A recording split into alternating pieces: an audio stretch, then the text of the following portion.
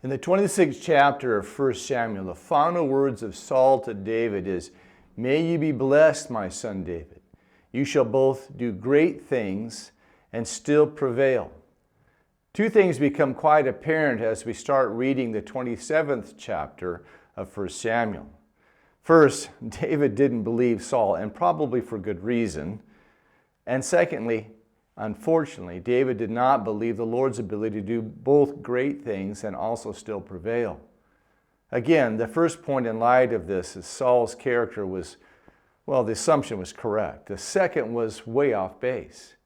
It reminds me of a statement that Oswald Chambers made when his devotional saying that living a life of faith means never knowing where you're being led, but it also means loving and knowing the one who is leading. But what if you don't much care for the road he has you traveling on? Well, that's what exactly David faced, and it's a difficult time because sometimes the road that we're traveling on, though by faith, leads us to a time of discouragement. Of all of Satan's weapons, discouragement and the corridor of discouragement is where all of his other weapons seemed to be traveling through to get at us. It was by discouragement that sin first entered the human race, and it is still the pathway we exit the throne of grace for the dumps of the world.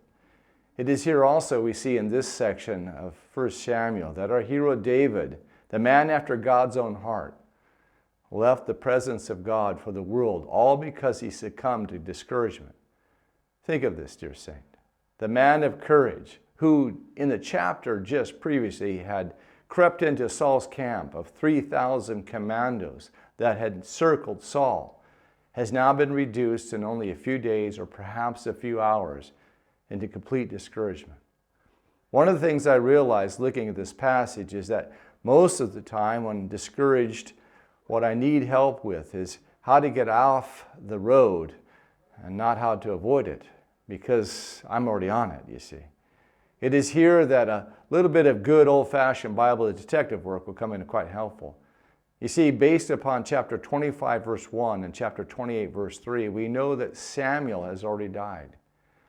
Now, what that tells us is that this section of Scripture is recorded not by Samuel, but by David. David himself wrote this. It was his own journey. He had been living in the land of discouragement, and now he writes about it later for our benefit. You see, my point is that David survived, and even more than survive, learned to live and love and write about it.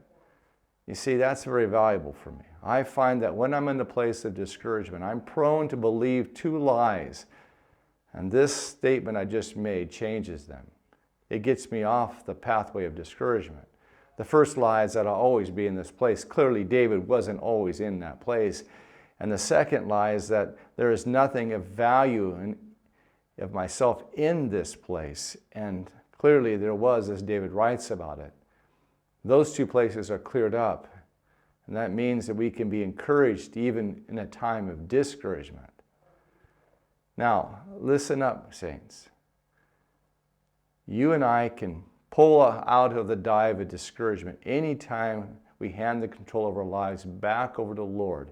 And it starts with reminding ourselves that we don't have to make it our home.